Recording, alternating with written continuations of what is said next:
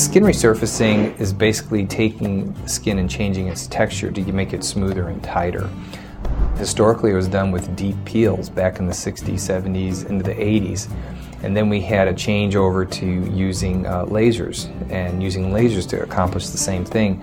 Now we have a good blend. Sometimes we use lasers to do that, sometimes we use deep peels to do that. They both produce essentially the same result, which is to make skin tighter and smoother. A very good example is lower eyelid surgery. In the past, there were some telltale signs people had eyelid surgery when their eyelid was sitting a little too low and you could see the white of their eye.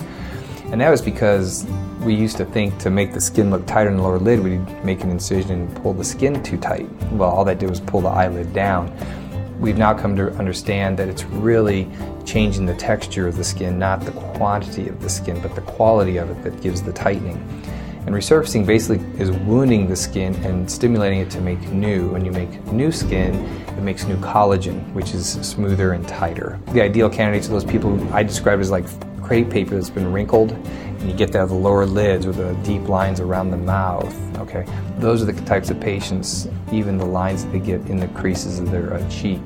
Resurfacing works very well for that.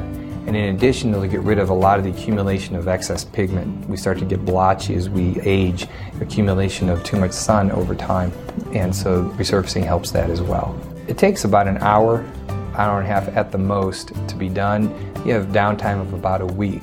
After a week, you're back out, but you are usually wearing some makeup to camouflage the redness.